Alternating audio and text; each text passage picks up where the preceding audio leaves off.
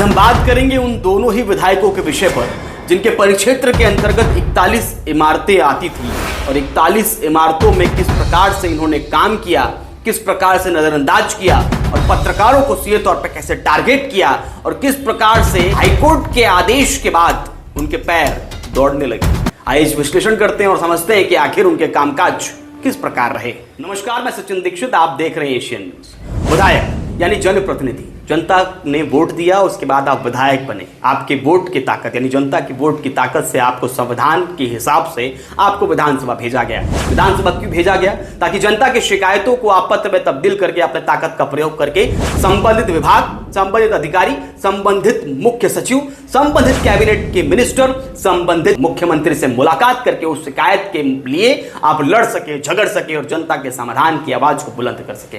लेकिन अगर क्या आपने 41 इमारत के मुद्दे पर ऐसा किया? एक भाषण भी सुनाते हैं जहां पर आपने कहा कि हमारा लेना देना नहीं था, लेकिन फिर भी हमारा नाम घसीटा गया। ज्याच्यामध्ये ज्यांचा संबंध नाही अशा गोष्टींमध्ये सुद्धा नावं खेचली जातात, ओढली जातात। एक बात आपको साफ करते विधायिका महोदया जी कि आप जब वसई की विधायिका बनी और वसई की विधायिका पद पर आश्रित हुई, उसके साथ ही आप बताते हैं कि महाराष्ट्र के किसी भी परिक्षेत्र के अंतर्गत की ऐसी भाषा, ऐसी बात जहां पर विवाद हो, जहां पर जनता का नुकसान हो, आप पूरे महाराष्ट्र का मुद्दा उठा सकती हैं। वो तो आपके क्षेत्र में आने वाला 41 इमारत का कुछ हिस्सा है तो जो आपके परिक्षेत्र के अंतर्गत भी आता है। और जिम्मेदारी आपकी तब और बढ़ जाती है जब आपके परिक्षेत्र से जुड़ा हुआ दूसरा परिक्षेत्र जो नालासोपारा विधानसभा क्षेत्र है वो भी भारतीय जनता पार्टी के विधायक के परिक्षेत्र के अंतर्गत आता है। ऐसे में दोनों ही क्षेत्र में जीते हुए विधायक भारतीय जनता पार्टी के हैं, कमल के निशान के।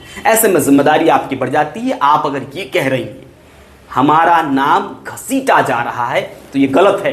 जीत गई तभी से आपकी जिम्मेदारी बढ़ जाती है। आप जनप्रतिनिधि है, जवाबदारी आपकी भी है। आपने एक बार भी इस बात को नहीं कहा कि वहां के विधायक जो कह कर गए वो नहीं कर पाए, क्योंकि आप ही ने अपने भाषण में कहा मैं वही कहूंगी जो मैं करूंगी। इसका मतलब आपके जो सहयोगी विधायक हैं राजन नाईक जी ने चुनाव से पहले जिस भाषा का, जिस बात का, जिस वादे का प्रयोग किया था यानी वो गलत था।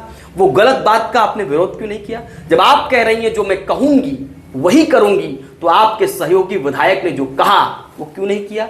घर टूटने से पहले चाबी देने वाली बात आपके ही तो सहयोगी विधायक ने कही थी। उस बात पर आप क्यों नहीं डटकर सामने आई? सत्यवाद के लिए लड़ने वाली विधायिका के रूप में प्रकटीकरण या अपने आप को प्रस्तुतिकरण करने वाली विधायिका जी, आपने इस बात का विरोध ठीक से क्यों नहीं किया? करना चाहिए था, क्योंकि अगर आप करती तो 41 इमारत के लोग जो चीख चीख कर कह रहे थे कि माननीय विधायक जी ने जो हमें वादा किया था उस वादे को पूरा नहीं किया। आपने साफ तौर पर कहा कि मैं विवेक पंडित और विधुलता पंडित की बेटी हूं। ये संपूर्ण विकिपीडिया, गूगल सब जानते हैं कि आप इन्हीं की बेटी हैं, इन्हीं की पुत्री हैं। तभी कहा जाता है बंद कमरे में और सूत्र साफ तौर पे कहते हैं आप उनके ही मेहरबानी पर टिकट मिला।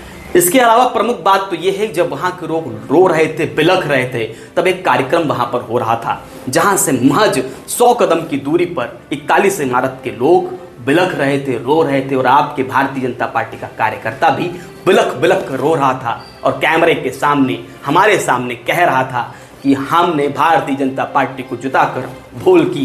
जिनके लिए हमने थप्पड़ खाया वही हमें हमारे सामने, हमारे इस पूरे दुख दर्द में खड़े नहीं हो रहे हैं, अनाज छोड़ दिया। इस बात पर उस कार्यकर्ता के पास आप नहीं गई, आप कार्यक्रम में उपस्थित हुई 100 कदम से पहले वाले यानी अभय कक्कड़ जी के कार्यालय के उद्घाटन कार्यक्रम में उपस्थित थी।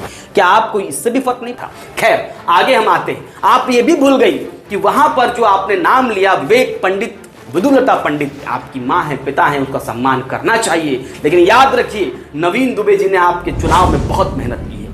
आपके पति नवीन दुबे ने जिस प्रकार से चाणक्य नीति अपनाते हुए चुनाव में जिस प्रकार से अपने आप को पीछे रखकर अपनी नीति निर्धारण करते रहे, जिस प्रकार से चुनाव से पहले और वो जनता के बीच स्थापित रहे, उत्तर भारतीयों का वोट नवीन दुबे के चेहरे पर आपको प्राप्त हुआ है। उस मंच से अगर नवीन दुबे का भी नाम ले तो लगता कि आपने सभी को समाहित कर लिया है।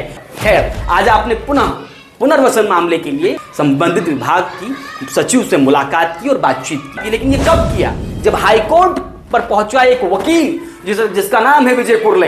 विजय कुर्ले जब पहुंचते हैं उस याचिकाकर्ता के साथ जिसका नाम है चेतन भोईर, तब जाकर वहां पर जो निर्णय आता है या जो आदेश आता है कि 6 मार्च को आकर बताया जाए कि पुनर्वसन कैसे करना है, तब आपके पैरों के नीचे की जमीन खिसकी। तब आपने मुख्यमंत्री जी का समय मांगा, तब आपने पिता के ताकत का प्रयोग किया और वहां पहुंची और आपने अनुरोध किया और वो पत्र वायरल कर दिया।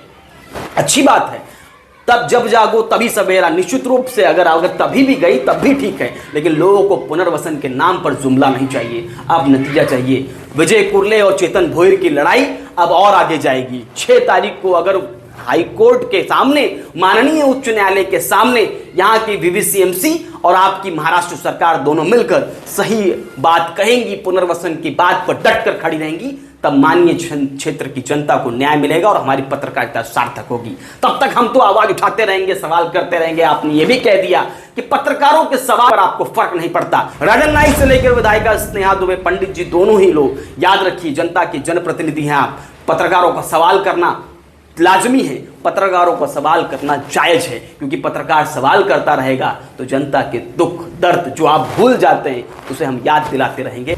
याद रहे, आपने साफ तौर पर यह भी कहा कि उच्च न्यायालय के आदेश पर या सर्वोच्च न्यायालय के आदेश पर हम कुछ नहीं, आजी आमदार, माजी आमदार, वर्तमान नगर सेवक, पूर्व नगर सेवक, एक पत्रकार, वो भी कुछ नहीं। इस बात को हम आपकी मान्य करते हैं, लेकिन इस बात को अब आप मान्य करिए कि अगर अधिवक्ता, वरिष्ठ अधिवक्ता विजय कुर्ले हाई कोर्ट में खड़े होकर बहस करने की ताकत रख सकते हैं, चेतन भोईर पिटीशन तैयार कर सकते हैं, पिटिशनर बन सकते हैं, याचिकाकर्ता बन सकते हैं, तो आपने इस भूमिका को क्यों नहीं अदा किया? माननीय हाईकोर्ट के सामने आप भी कोई वकील पेश करती, उसका आदेश आता और उस आदेश के आधार पर फिर आप धावन प्रक्रिया तेज करती। आपको भागना और दौड़ना तब पड़ा जब विजय कुर्ले ने ठीक से बहस की और माननीय उच्च न्यायालय के जज साहब ने कहा कि 3 हफ्तों के अंदर बताइए पुनर्वसन कैसे करेंगे। तब आपको लगा कि अब दौड़ना पड़ेगा, राजनीतिक आपकी पृष्ठभूमि हिलती डुलती नजर आई, तब आपको लगा कि अब धावन प्रक्रिया तेज करनी चाहिए। तब आपने अपनी धावन प्रक्रिया तेज की, आपने माननीय मुख्यमंत्री जी को पत्र सौंपा। अब माननीय मुख्यमंत्री जी इस पत्र पर क्या करते हैं, आप किस प्रकार की दलील रखती हैं, जनता को न्याय मिलता है कि नहीं, इस बात पर हमारी नजरें गड़ी रहेंगी। हम लगातार देखते रहेंगे और जानते रहेंगे कि आखिर आपकी गतिविधियां क्या हैं। इसी के साथ आपको याद रहे, आपके जनता दरबार से लेकर आपके किए गए संपूर्ण वादे हमें याद हैं। प्रत्येक वादों पर हम काम करेंगे, जनता की हर एक बात को उठाएंगे और तब तक उठाते रहेंगे जब तक उस पर काम नहीं होगा। आज के लिए इतना ही, धन्यवाद।